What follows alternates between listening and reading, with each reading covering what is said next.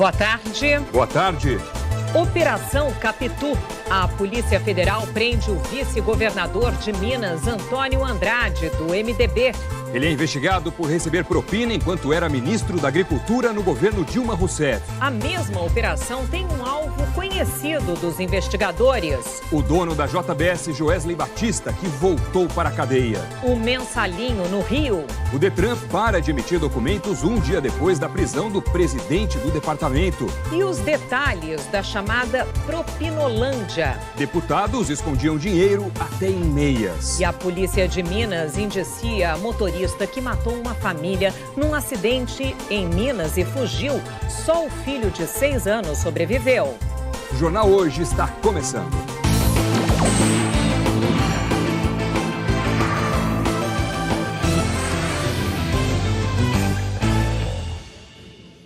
O Jornal Hoje começa com uma história absurda que aconteceu no Rio Grande do Sul. Criminosos entraram no Hospital Municipal Centenário, em São Leopoldo, região metropolitana de Porto Alegre, e mataram um paciente por engano. A reportagem é de Cristine Galiza. Câmeras de segurança mostram o momento em que os criminosos chegam de carro ao hospital. São 4 homens armados e encapuzados. 3 entram e 1 fica parado na porta. Os bandidos andam pelos corredores, entram na enfermaria, atiram contra Gabriel Vilas Boas Minossi e fogem. O mecânico de 19 anos se recuperava de um acidente de moto. Ele era para ter saído ontem, mas por causa da pressão alta, eles resolveram segurar ele mais um dia. Ratear, ele ia sair hoje. Os bandidos dispararam mais de 20 tiros. Na mesma enfermaria, havia uma tia de Gabriel e outros 2 pacientes que foram atingidos de raspão. Segundo a polícia, o alvo dos criminosos era um outro paciente, um homem que responde por 2 homicídios e que foi baleado essa semana em um confronto com outros bandidos. Ele chegou a dividir o quarto com Gabriel, mas ontem à tarde foi transferido para um outro setor porque estava sendo ameaçado. Nesse ofício encaminhado para a Polícia Militar, a direção do hospital relata as ameaças feitas a Alex Júnior e pede uma escolta. A morte foi por engano, sim. Eles confundiram, inclusive, a compleição física do rapaz que morreu é bem parecida com a do Alex. Então, foi com certeza absoluta, foi por engano, o alvo era o Alex. A Brigada Militar diz que tomou as medidas para garantir a segurança do hospital. Resolvemos, então, destacar uma guarnição de serviço para ir ao local e contatar com o suposto ameaçado. O suposto ameaçado informa que está tudo tranquilo e que não se sente desta forma, com esta ameaça. A Brigada Militar, não satisfeita com a informação dele, determinou rondas periódicas durante toda a madrugada. Desde as 4h30 da tarde já estava esse burburinho que eles queriam entrar no hospital. Então foi uma tragédia anunciada isso aí. Até o momento, ninguém foi preso. 2 suspeitos de participação na morte e mutilação do jogador Daniel Correia estão sendo ouvidos neste momento pela polícia. Vamos até São José dos Pinhais conversar com a repórter Vanessa Rumor. Boa tarde, Vanessa. Oi, Doni. Boa tarde a todos que nos acompanham aqui no Jornal Hoje. Os 2 suspeitos estão sendo ouvidos aqui na delegacia desde as 11 horas da manhã. David William Silva e Igor King passaram a noite no Centro de Operações Especiais da Polícia Civil. Eles vieram para cá e desceram já do lado de dentro do pátio. O delegado quer detalhes do que aconteceu depois que o carro que levou o Daniel saiu da casa de Edson Brits até o momento da morte do jogador. A defesa dos 2 diz que eles não tiveram participação na morte de Daniel. Outro depoimento previsto para a próxima semana é de Eduardo Henrique da Silva, que estava preso em Foz do Iguaçu e já está sendo encaminhado aqui para a delegacia de São José dos Pinhais. Ontem, a família Brits também foi transferida para 2 delegacias aqui da região. Vamos ver na reportagem de Dulcineia Novaes. O comerciante Edson Brits, que confessou ter matado o jogador Daniel Correia, está neste centro de triagem em Curitiba. Ele foi transferido para cá ontem e vai ficar esperando por uma vaga no sistema prisional. Edson está numa cela comum, junto com outros 16 presos. A mulher dele, Cristiana, e a filha Alana também deixaram a delegacia de São José dos Pinhais. Elas foram levadas para a penitenciária feminina de Piraquara na região metropolitana de Curitiba. As duas estão numa cela separada das outras presas. A tia de Daniel veio de Minas Gerais, onde mora a família do jogador, para prestar depoimento. Na delegacia de São José dos Pinhais, ela disse que a mãe do jogador ficou em Minas e que neste momento não tem condições emocionais de prestar declarações à polícia. A tia de Daniel confirmou que Edson Brites e a filha dele, Alana, entraram em contato com a família. No depoimento, a tia, que pediu para não ser identificada, contou que no domingo, enquanto Daniel ainda estava desaparecido, a mãe do jogador conversou por mensagens com Alana, que se prontificou a ajudar nas buscas por Daniel. A jovem disse ter feito buscas com os pais perto de casa. A tia de Daniel também contou que na segunda-feira, Edson Brites ligou para a mãe do jogador. Disse que estava assustado com o que aconteceu e também se dispôs a prestar ajuda para achar a pessoa que havia feito tal barbaridade com Daniel. Hoje pela manhã, o advogado da família de Daniel falou sobre o comportamento de Alana e Edson Brites em oferecer ajuda. Eles já cometeram um crime brutal, um crime bárbaro, falta de humanidade, falta de bom senso, falta de honestidade, falta de caráter. Olha, o advogado que defende a família Brites, disse que só vai se pronunciar agora à tarde e deve rebater as críticas e os comentários feitos pela família do jogador Daniel. Lembrando que o Daniel conheceu a Alana Brites desde o ano passado, conhecia a jovem desde o ano passado. Eles tiveram os primeiros contatos quando o jogador atuava no Curitiba, time da capital aqui, E quem teria apresentado os dois seria uma amiga em comum. Daniel esteve no aniversário de 17 anos da Alana há um ano, portanto, e agora tinha voltado a Curitiba justamente para participar da festa de 18 anos de Alana Brites. Daniel também conhecia a família e seguia, inclusive, Edson Brites e Alana Brites nas redes sociais. A gente volta com vocês aí no estúdio. Doni, Sandra. Obrigado, Vanessa Rumor, pelas informações. A polícia indiciou por homicídio uma motorista que causou um acidente no mês passado em Araguari, Minas Gerais. 3 pessoas de uma mesma família morreram. A reportagem é de Fernanda Vieira. O inquérito, de acordo com o delegado responsável pelo caso, comprova que o carro conduzido por Estefânia Andrade Rezende, de 21 anos, provocou o acidente que matou Alessandro Monari, de 37 anos, Belkis Monari, de 35 anos e Samuel Monari, de 8 anos. A família voltava de Rio Quente, em Goiás, para Campinas, no interior de São Paulo, no dia 7 de outubro. Os corpos deles só foram encontrados 2 dias depois, quando um caminhoneiro viu Benjamin Monari, de 6 anos, que também é filho do casal, às margens da BR-050, em Araguari. Segundo a polícia, a motorista e 2 amigas passaram a noite em uma festa em Uberlândia. Já na manhã de domingo, a Estefânia deu carona para elas até Araguari, que fica a cerca de 30 quilômetros. Ao chegar na cidade, elas resolveram voltar para Uberlândia e atingiram o veículo da família. O carro que Estefânia dirigia é do pai do namorado dela.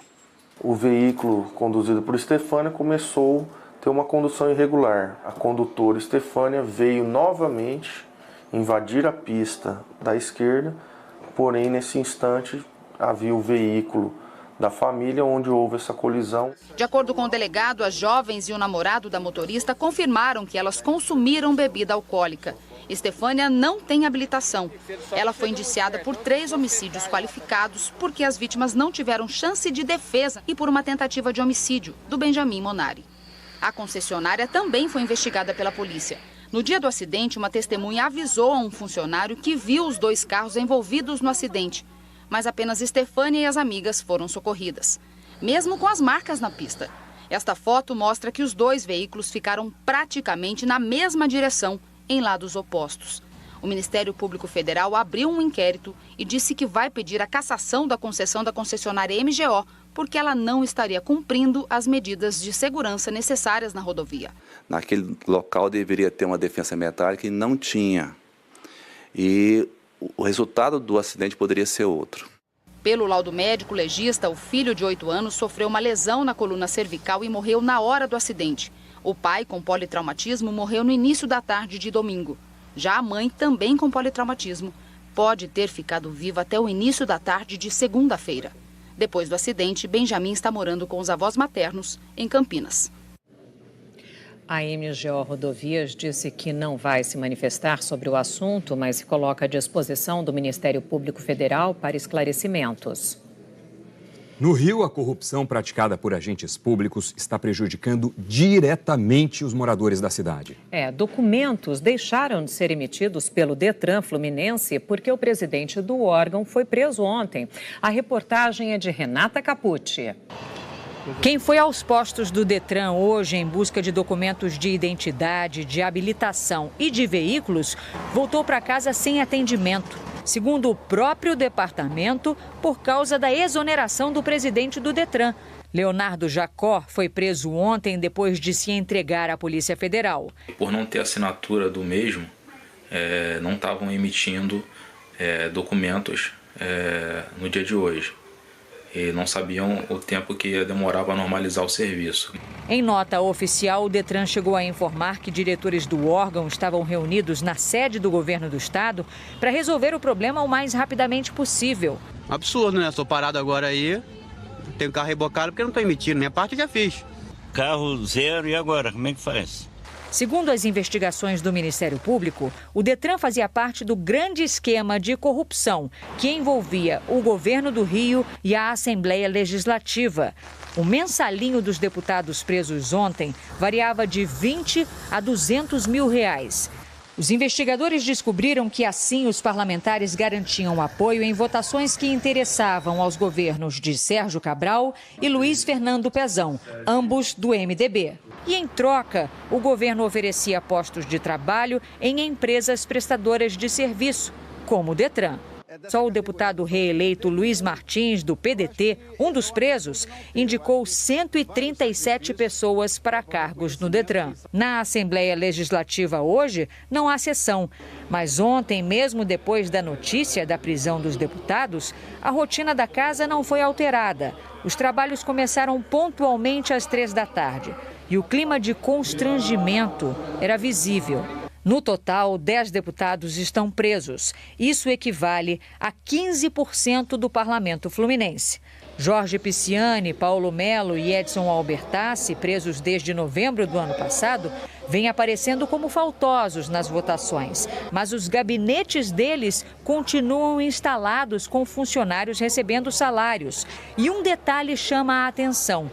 Todos os parlamentares presos ontem votaram a favor pela soltura de Pisciani, Melo e Albertassi logo após a prisão da cúpula do MDB fluminense.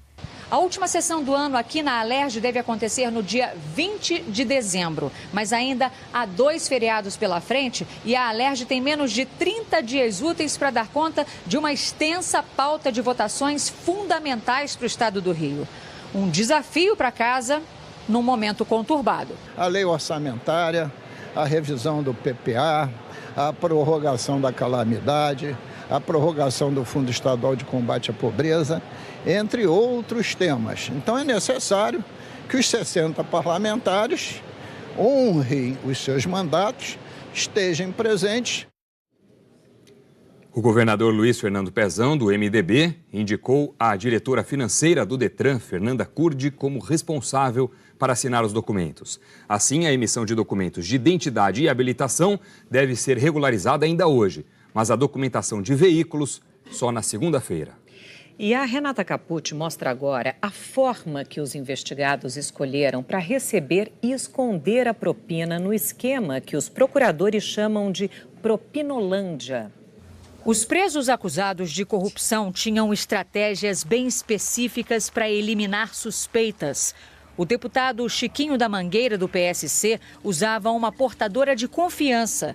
Era a mãe dele, Maria Celeste de Oliveira, que, sem saber, transportava a propina disfarçada em envelopes lacrados entregues por Sérgio Castro Oliveira, apontado pelas investigações como operador do ex-governador Sérgio Cabral, do MDB, na Alerj. Segundo o Ministério Público, Chiquinho também recebia diretamente a propina escondida em meias compridas. Em depoimento, um dos entregadores que trabalhavam para os doleiros Cláudio Barbosa e Vinícius Claret disse que foi desta forma que entregou o dinheiro para José Antônio Vermelinger Machado, ex-chefe do gabinete do deputado André Correia, do Democratas, e para Chiquinho da Mangueira. Os valores variavam de 50 a 200 mil reais, que era o que cabia dentro das meias compridas que ele usava. E o transporte era feito de táxi. Estima-se que o valor desviado e pago em propina é de pelo menos 54 milhões e meio de reais, dos quais uma parte foi financiada pelo sobrepreço de alguns contratos. Alguns envolvidos preferiam investir o dinheiro da propina em objetos caros. No gabinete do vereador Daniel Martins, do PDT, na Câmara Municipal, a Polícia Federal encontrou uma caixa branca com mais de 10 relógios que pertenceriam a ele. Daniel foi preso e é acusado pelo Ministério Público de ser o operador do padrasto. O deputado Luiz Martins, do PDT, também preso. O vereador, que até 2009 foi servidor da Assembleia Legislativa, também guardava muito dinheiro no gabinete. Vários maços com notas de real, dólar e euro. O valor ainda não foi divulgado pela polícia. Vamos às respostas dos citados nas duas reportagens. O governador do Rio, Luiz Fernando Pezão, determinou a exoneração dos servidores citados na operação e reiterou que não tem conhecimento dos fatos nem do teor das acusações. Chiquinho da Mangueira e André Correia disseram que todas as acusações são infundadas. Edson Albertassi e Jorge Pisciani negaram a participação em qualquer irregularidade. Paulo Melo não se manifestou. O Detran declarou que está à disposição das autoridades para qualquer esclarecimento. A defesa de Leonardo Jacó afirmou que a situação será devidamente elucidada. Nós não conseguimos contato com Luiz Martins, Daniel Martins e José Antônio Machado. O vice-governador de Minas, o dono da JBS e mais 14 pessoas foram presas hoje na Operação Capitu. A operação foi batizada com esse nome porque, segundo os investigadores, os suspeitos agiam de forma dissimulada, fingindo colaborar com a polícia. O vice-governador de Minas Gerais, Antônio Andrade, do MDB, foi um dos 63 alvos de busca e apreensão hoje. Ele foi preso no município mineiro de Vazante, a 500 quilômetros de Belo Horizonte. Essa investigação é um desdobramento da Operação Lava Jato e começou em maio a partir das informações fornecidas pelo doleiro Lúcio Funaro, apontado como operador do MDB. No acordo de delação, Funaro descreveu um suposto esquema de pagamento de propina dentro do Ministério da Agricultura nos anos de 2014 e 2015, envolvendo políticos e empresários durante o governo da presidente Dilma Rousseff, do PT. Segundo o delator Lúcio Funaro, a JBS dos irmãos Joesley e Wesley Batista deu dinheiro para políticos do MDB e, em troca, foi beneficiada com medidas do governo. Na delação, ele disse que o atual vice-governador de Minas, Antônio Andrade, foi indicado ao Ministério da Agricultura pelo grupo de Eduardo Cunha, deputado federal cassado do MDB, para, em troca, ajudar no esquema que beneficiou a JBS. Segundo a delação, o grupo empresarial pagou 7 milhões de reais por duas medidas. 2 milhões pela regulamentação da exportação de carcaças de animais e mais 5 milhões pela proibição do uso de um remédio contra parasitas, a ivermectina, de longa duração. As duas medidas evitavam prejuízos para a JBS. O sócio da Hold, que controla a JBS, Joesley Batista, e o ex-executivo Ricardo Saldi foram presos hoje, em São Paulo. Funaro também disse que na campanha eleitoral de 2014, a empresa repassou, por intermédio de Eduardo Cunha, mais 30 milhões de reais para eleger deputados, que depois ajudariam Cunha a ganhar a eleição para a presidência da Câmara. O repasse, após lavagem do dinheiro, foi de 15 milhões para o MDB nacional e outros 15 milhões para o MDB mineiro. Segundo a investigação, esses valores foram depositados pelo grupo em contas bancárias de 6 escritórios de advocacia, que depois repassaram os valores lavados aos beneficiários finais. Ainda segundo a operação, duas das maiores redes de supermercado do país, o EPA e a BH Supermercados, também fizeram parte do esquema de lavagem de dinheiro. Ao todo, 16 pessoas foram presas hoje. A Polícia Federal descobriu omissões intencionais e contradições graves que coloca em xeque a credibilidade da colaboração Isso caracterizou obstrução de justiça e prejuízo à instrução criminal do inquérito policial instaurado. Por isso, as prisões foram expedidas. Numa gravação feita pela Polícia Federal, Ricardo Saldi, então executivo da JBS, conversa com João Magalhães, deputado estadual reeleito pelo MDB mineiro, que também foi preso hoje. O deputado se queixa de ter sido passado para trás por Antônio Andrade, a quem chama de Toninho, que não teria repartido uma bolada de propina em dinheiro vivo quando era ministro da Agricultura. Me deu um prejuízo, não sei o que ela fez comigo. Você tá brincando? E aqueles 4 milhões, quem pagou aquilo? Ninguém. A repórter Iana Coimbra tem mais informações sobre essa operação chamada de Capitu, desmembramento da Lava Jato. Boa tarde. Boa tarde, Sandra. Boa tarde, Doni.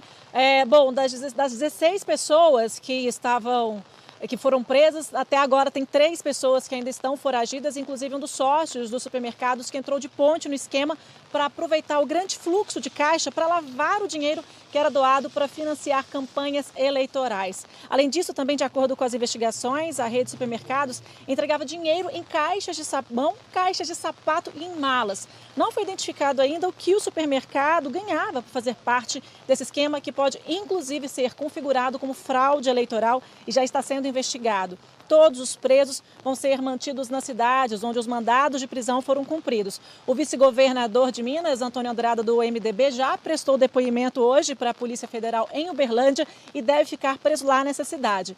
Os envolvidos podem responder pelos crimes de participação em organização criminosa, corrupção e lavagem de dinheiro. Sandra, Doni. Iana Coimbra, obrigado pelas informações. O empresário Joesley Batista foi preso hoje pela segunda vez. Ele se tornou conhecido da polícia ao protagonizar o maior escândalo do governo do presidente Michel Temer. A reportagem é de Bruno Tavares e Robinson Serântula. As primeiras viaturas saíram da sede da Polícia Federal em São Paulo com ordem da Justiça de Minas para cumprir 14 mandados de busca e apreensão na capital paulista, em Araraquara e em Cotia. E mais 6 de prisão temporária. O alvo principal estava neste endereço, uma mansão no Jardim Europa, na zona oeste de São Paulo, casa do empresário Joesley Batista. Depois de quase 2 horas, o carro levando Joesley preso saiu. Joesley Batista foi para o Instituto Médico Legal para fazer o exame de corpo de delito. Pouco depois das 9 da manhã, o empresário já estava na sede da Polícia Federal em São Paulo. Joesley Batista foi preso hoje numa investigação que apura o pagamento de propina no Ministério da Agricultura. E agora volta para a mesma carceragem onde passou quase 6 meses, entre setembro do ano passado e março deste ano. Joesley Batista apresentou em maio do ano passado uma conversa entre ele e o presidente Michel Temer. Na gravação, feita sem o conhecimento do presidente, o empresário sugere que estava fazendo pagamentos para comprar o silêncio do deputado cassado e preso Eduardo Cunha. O caso deflagrou a maior crise política do governo Temer e gerou 2 denúncias contra o presidente, que foram apresentadas pela Procuradoria-Geral da República. As 2 foram barradas na Câmara. Joesley, o irmão Wesley Batista e o então executivo da empresa, Ricardo Saldi, fecharam um acordo de delação premiada com o Ministério Público Federal. Sócio da JIF, empresa que controla a JBS, Joesley contou que pagava uma espécie de propina semanal para que a JIF pudesse interferir em decisões do Conselho Administrativo de Defesa Econômica, o CAD. Quem recebia o dinheiro, segundo Joesley, era Rodrigo Rocha Loures. Em setembro do ano passado, o então Procurador-Geral da República, Rodrigo Janot, anunciou a rescisão do acordo de Joesley e o executivo do grupo, Ricardo Saldi. De acordo com Janot, os 2 se recusaram a prestar informações, além de terem, após a assinatura do acordo, sonegado, adulterado, destruído ou suprimido provas. Joesley foi preso dias depois. Em março, ele saiu da prisão. Hoje, voltou para a mesma carceragem onde ficou preso. Nós estamos pedindo a reconsideração dessa prisão. Não há de nenhuma forma obstrução. Os documentos estão todos entregues, as planilhas estão todas entregues. Todos esses fatos, essa investigação só existe porque o Joesley Batista levou esses fatos às autoridades. A defesa de Joesley Batista disse que o cliente é colaborador da Justiça e tem cumprido à risca essa função e que causa estranheza o pedido de sua prisão no bojo de um inquérito em que ele já prestou mais de um depoimento na qualidade de colaborador e entregou inúmeros documentos de colaboração. A nota diz que Joesley vai prestar todos os esclarecimentos necessários. A defesa de Ricardo Saldi não respondeu aos contatos. A defesa do vice-governador mineiro, Antônio Andrade, disse que vai se manifestar quando tiver acesso ao conteúdo do inquérito e que durante o depoimento, hoje, em Uberlândia, ele respondeu o que foi perguntado e colaborou com o trabalho da Polícia Federal. Nós não conseguimos falar com a defesa do deputado João Magalhães, do MDB mineiro. A rede de supermercados BH disse que não vai se manifestar. A EPA não respondeu ainda. No MDB mineiro, a informação é que o presidente está em viagem internacional e não tem ninguém para falar sobre o assunto. Nós não conseguimos contato com a defesa de Eduardo Cunha. Um dos principais acessos ao litoral norte de São Paulo está bloqueado por deslizamentos de terra há mais de 40 horas. A gente conversa agora com o repórter Arthur Costa, que está sobrevoando a rodovia. Arthur, boa tarde. Olá, Sandra, Doni. Olha, a rodovia continua fechada no trecho de serra. A gente não consegue chegar até lá por causa do mau tempo, né? Esse trecho que a gente está mostrando é o de Planalto, mas lá na serra são 24 pontos de queda de barreira. O trânsito na Tamoios foi interrompido na noite de quarta-feira, quando houve os primeiros deslizamentos de terra. Os trabalhos de limpeza da pista só puderam começar hoje porque a chuva diminuiu um pouco. Essa é a segunda vez em menos de um mês que a rodovia dos Tamoios fica interditada por quedas de barreiras. A última foi no feriado do dia 12 de outubro, quando a pista ficou fechada por 2 dias. E as chuvas desses últimos dias também causaram muitos alagamentos em Caraguatatuba. Hoje começou a limpar cadeira e pneus por lá. A prefeitura estima que... Nós tivemos aí um problema com a comunicação com o Arthur, como vimos aí a nossa conexão não estava boa, mas a gente vai saber agora da previsão do tempo com Eliana Marques. Eli, boa tarde para você. Boa tarde para você também, Sandra, para você, Doni, boa tarde a todos. Bom, além dessa região aí que a gente viu no litoral de São Paulo, tem uma outra, que é Vitória e todo o Espírito Santo estão hoje com uma condição de tempo muito encoberto, com chuva que pode ser forte e também volumosa. As imagens de satélite mostram para a gente que uma frente fria afastada aqui no oceano ainda ajuda a organizar as instabilidades nessa área que pega principalmente o Espírito Santo.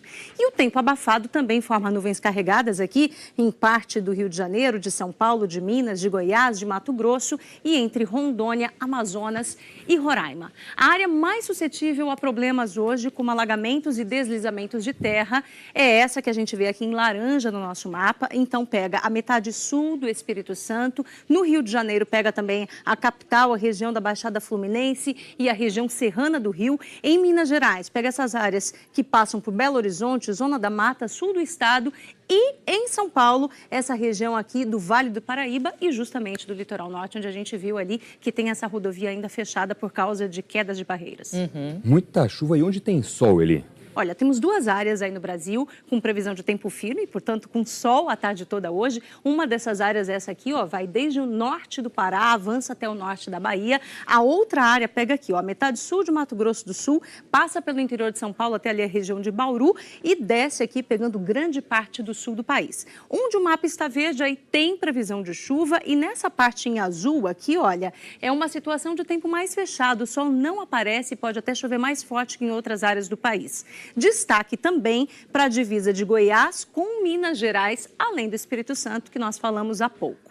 Em Vitória e em São Paulo, máximas de 24 graus, no Rio de Janeiro 25, em BH 22 só de máxima. Em Curitiba 19, já em Porto Alegre 30 graus. Em Goiânia 26, em Salvador 30 graus também e na região norte, olha, temperaturas aí passando dos 30 graus em todas as capitais agora à tarde. Vamos falar do fim de semana? Vamos falar. E aí? Fim de semana tem algumas mudanças, então amanhã o tempo melhora no sul do Espírito Santo, mas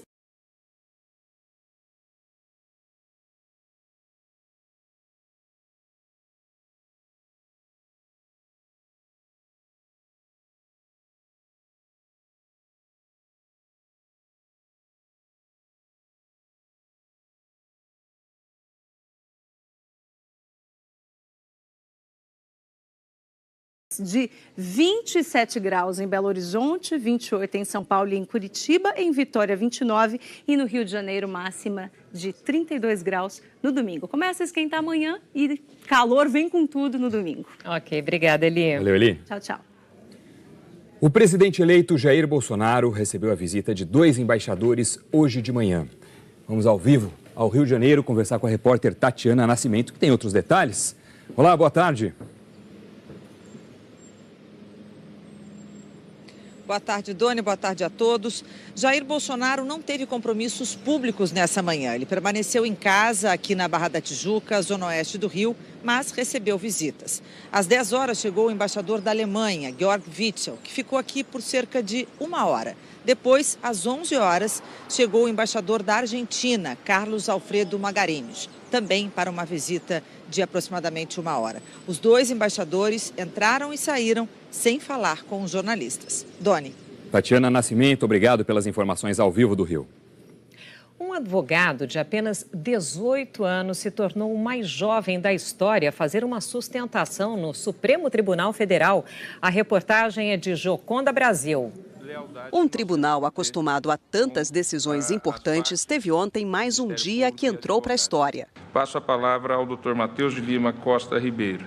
Aos 18 anos, Dr. Matheus foi o advogado mais jovem a defender uma tese no Supremo Tribunal Federal.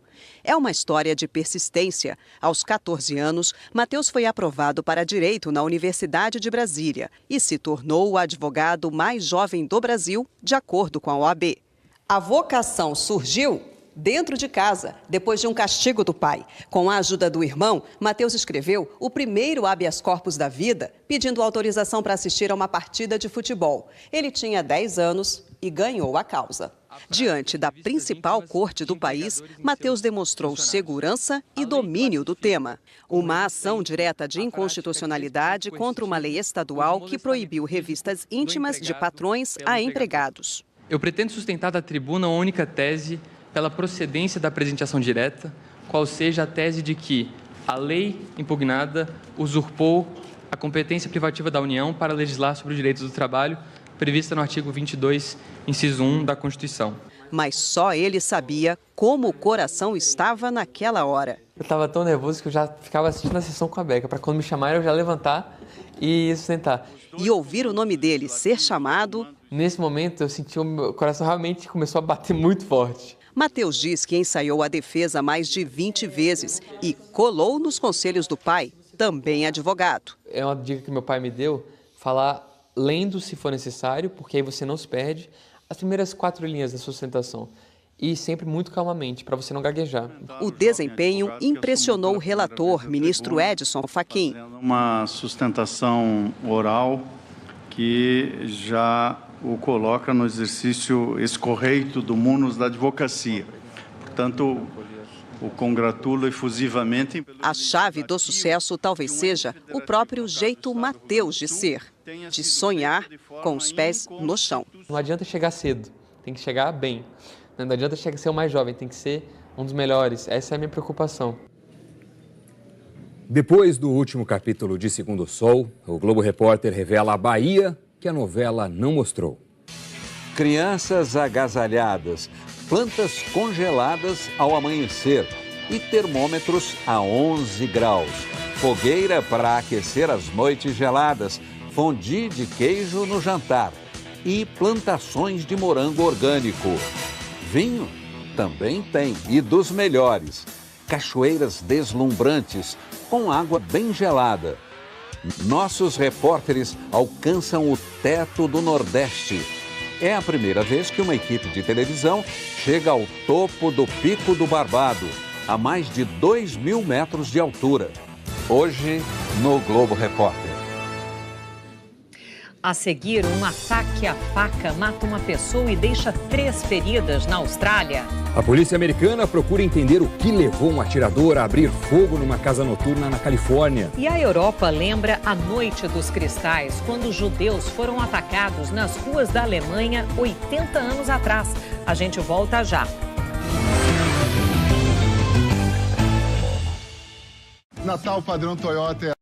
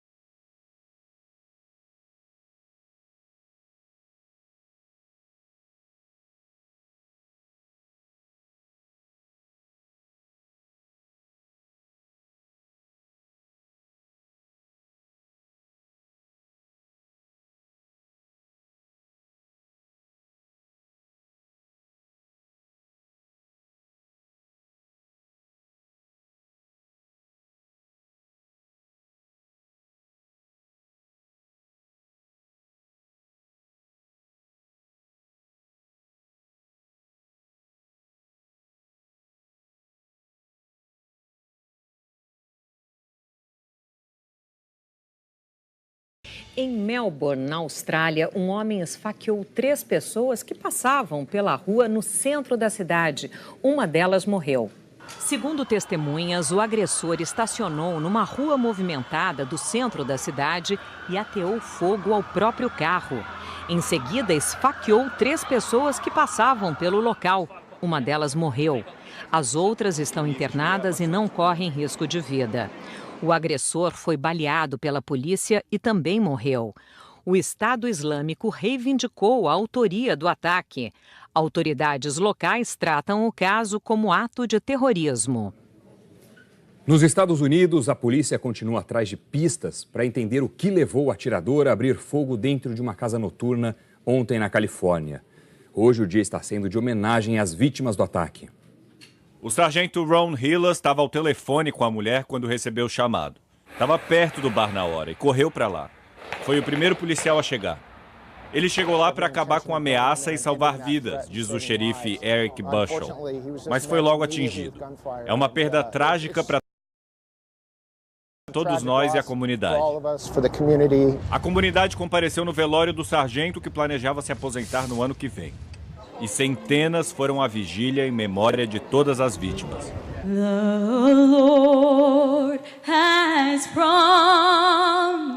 Essa mãe faz um desabafo. Eu não quero orações, eu não quero pensamentos, eu quero controle de armas. Não mais armas. No more guns!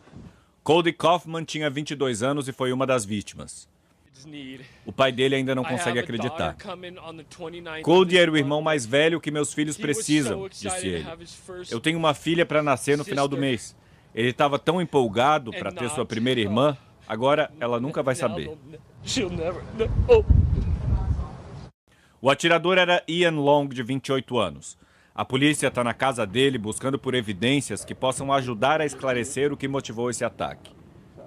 Ele era veterano do exército americano e serviu no Afeganistão. Especialistas em saúde mental suspeitam que ele tinha transtorno de estresse pós-traumático. Esse vizinho conta que o atirador era agressivo com a esposa e com a própria mãe. Já foram 307 atentados desse tipo nos Estados Unidos só esse ano, que ainda nem terminou. Quase um por dia. 328 pessoas morreram. Só ontem, 12, a maioria estudantes universitários. A Noite dos Cristais, uma série de ataques violentos contra judeus na Alemanha e na Áustria, completa hoje 80 anos. Líderes europeus lembraram a data com um alerta sobre o crescimento do antissemitismo. Veja na reportagem do correspondente Rodrigo Carvalho. Depois daquela noite, os dias só pioraram. Novas medidas deveriam ser tomadas imediatamente contra os judeus. Prisões, especialmente de homens jovens e saudáveis, e a destruição de lojas e casas. O ataque foi o ponto de virada. A retórica e as leis antissemitas descambavam para a violência que levaria ao Holocausto. E assim, a Noite dos Cristais deixou mais que estilhaços no chão. 91 judeus morreram e 30 mil foram presos. Os policiais só observavam. Essa história, em preto e branco, ainda está viva. Margit Siebner era uma menininha de 10 anos naquela noite. Foi na Noite dos Cristais quando eu perdi completamente a minha confiança na polícia. Eu sempre ouvi, pequena, que quando visse algo errado era para falar com os homens da proteção, como aprendi a chamar os policiais. Havia um monte desses homens nas ruas, mas eles apenas sorriam. As vítimas da Noite dos Cristais estão sendo lembradas em toda a Europa, como nessa exposição aqui em Londres. Olhar para o passado é uma forma de entender o que está acontecendo agora no mundo, o ódio que ainda está vivo. Entre os países aqui da União Europeia, o Reino Unido é um dos que mais registram crimes de antissemitismo. A França, em segundo lugar, revelou hoje um aumento de 69% nos incidentes contra judeus. A melhor maneira de combater o ódio é com educação, diz esse homem. Numa cerimônia em Berlim, a chanceler alemã Angela Merkel disse que é necessário trabalhar todos os dias contra a intolerância. Para que uma noite como a de 80 anos atrás não chegue de novo. A seguir, a Fórmula 1 chega ao Brasil. E o clima de São Paulo é um desafio extra para os pilotos. A gente fala disso já.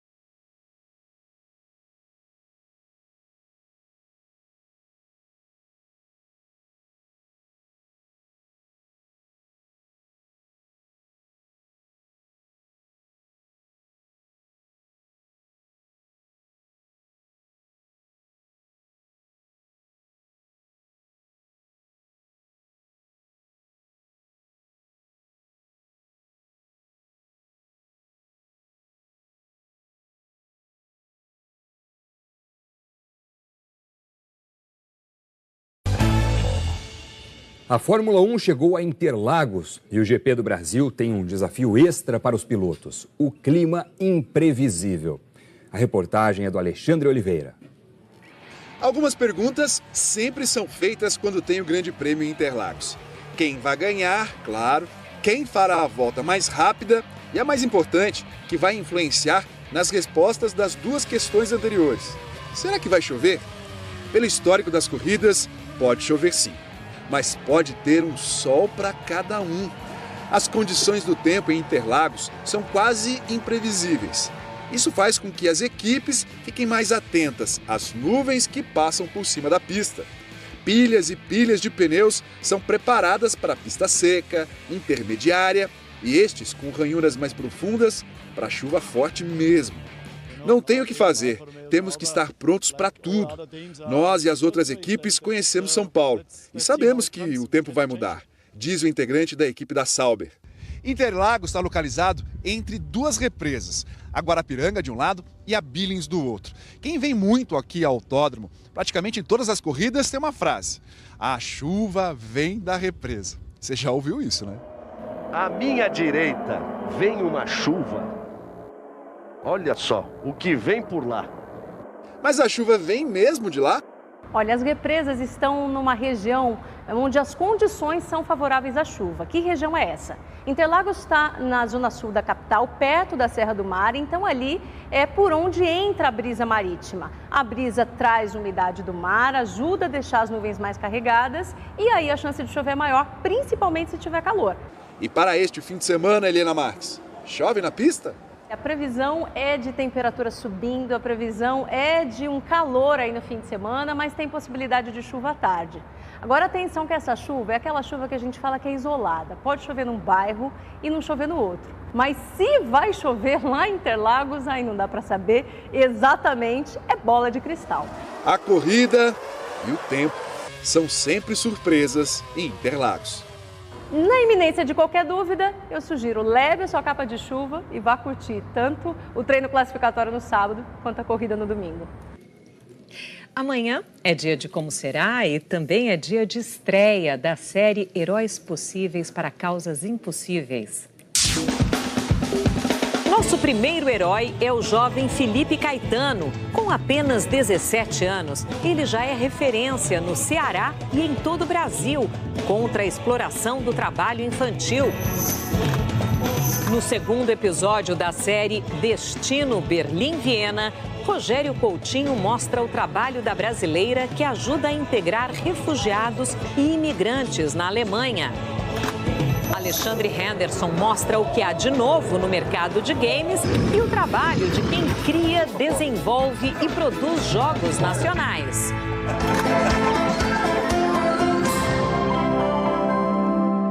Tá demais, é amanhã bem cedinho. E uma última notícia. Agora há pouco, o presidente americano Donald Trump assinou um decreto que suspende o direito ao pedido de asilo a quem entra ilegalmente nos Estados Unidos. O objetivo dele é impedir a entrada dos milhares de imigrantes que estão na América Central e caminham em direção aos Estados Unidos. O Jornal Hoje termina aqui. Você acompanha outras notícias no Jornal Nacional. Uma boa tarde, um excelente fim de semana. Uma boa tarde e até segunda-feira.